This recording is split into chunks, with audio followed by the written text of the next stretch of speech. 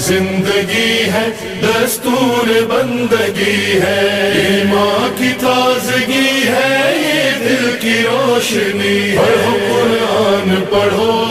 پڑھو قرآن پڑھو۔ اعوذ باللہ من الشیطان الرجیم، بسم اللہ الرحمن الرحیم، الحمد لأہلہ والسلام علی اہلہا۔ امام معصوم کا فرمان ہے، لکل شیء ربیع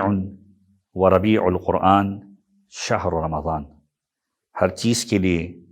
ایک موسم بہار ہوا کرتا ہے، اور قرآن کریم کے لیے موسم بہار ماہ مبارک رمضان ہے۔ ماہ مبارک رمضان کی ان بابرکت ساعتوں کو مزید بہتر بنانے کے لیے یہ سلسلہ کہ جس میں ہم قرآن کریم کے مختلف سوروں کے خواص آپ کی خدمت میں بیان کر رہے ہیں، اور آج ایسا ہی ایک سورہ جو بہت ہی معروف سورہ ہے اور ہماری زندگی میں بہت رائج ہے، چھوٹے چھوٹے بچوں کو بھی یہ سورہ یاد ہے۔ اس سورہ کا نام ہے سورہ مبارکہ توحید، یہ سورہ مبارکہ اخلاص، یہ ہم جسے کہتے ہیں سورہ مبارکہ قل هو اللہ۔ قرآن کریم کا ترتیب کے اعتبار سے 112 یعنی 112 سورہ ہے، ایک رکوع ہے، 4 آیتوں کے اوپر یہ مشتمل ہے، اور مکہ مکرمہ کے اندر نازل ہوا۔ نام سے واضح ہے، توحید یعنی وحدانیت خدا کا پیغام اس کے اندر موجود ہے،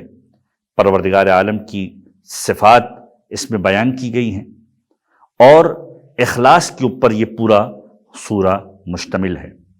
اور اس کو اساس بھی کہا جاتا ہے، سورہ اساس کے نام سے بھی اس کو یاد کیا جاتا ہے۔ یہ وہ سورہ ہے کہ جس کے بارے میں امام معصوم کی متعدد روایتیں موجود ہیں، یہاں تک کہ اس سورے کو تعبیر کیا گیا مولا متقیان کی ذات اقدس کے اعتبار سے،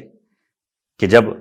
پیغمبر نے حضرت سلمان، پورا کا پورا واقعہ آپ کے ذہنوں کے اندر محفوظ ہے، سے گفتگو کی، حضرت سلمان نے کہا کہ یا رسول اللہ، میں نے آپ سے ہی سنا تھا کہ آپ نے کہا تھا یا علی تیری مثال قرآن کریم میں جیسے سورہ مبارکہ توحید ہے ویسی ہی ہے۔ اب پیغمبر کا جملہ اس سورے کے بارے میں فرمایا کہ جو شخص اس سورے کی تلاوت کرے گویا اس نے 1/3 قرآن کو ختم کیا، اور جو اس کی 2 مرتبہ تلاوت کرے گویا ایسا ہے کہ اس نے 2/3 قرآن، 2/3 قرآن کو ختم کیا، اور اگر کوئی شخص اس کی 3 مرتبہ تلاوت کرے تو گویا ایسا ہے کہ اس نے پورے قرآن کریم کی تلاوت کا شرف حاصل کیا۔ بہت ریکمینڈڈ ہے کہ نماز واجب کے اندر اس کو پڑھا جائے، یہاں تک کہ امام معصوم کی روایت کا جملہ ملتا ہے کہ اگر دن میں کوئی شخص 5 مرتبہ نماز پڑھتا ہے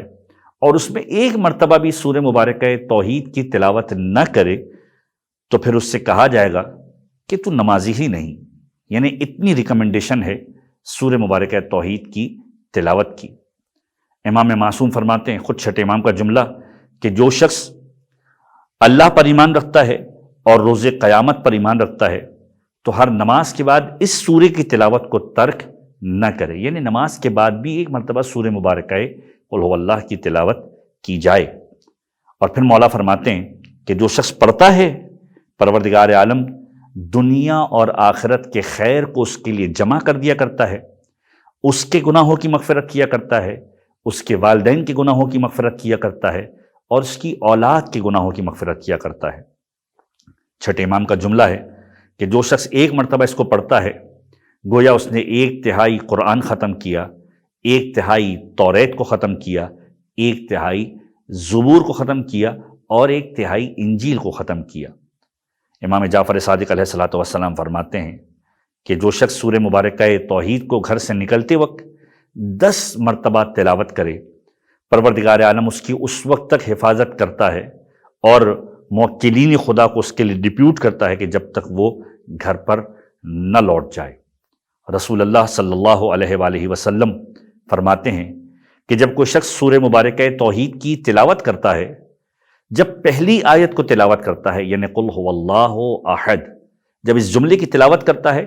پروردگار عالم 1000 نظر کرم اس کی طرف ڈال دیا کرتا ہے۔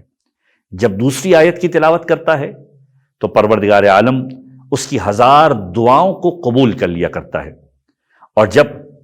تیسری آیت کی تلاوت کرتا ہے پروردگار عالم اس کی 1000 مشکلات کو، اس کے 1000 مسائل کو حل کر دیا کرتا ہے، اور جب چوتھی آیت تلاوت کرتا ہے تو پروردگار عالم اس کی 1000 حاجات کو پورا کیا کرتا ہے، اور اس کی ہر حاجت دنیا اور آخرت سے بہتر ہوا کرتی ہے۔ امام جعفر صادق علیہ الصلوۃ والسلام فرماتے ہیں اس سورہ مبارک کے بارے میں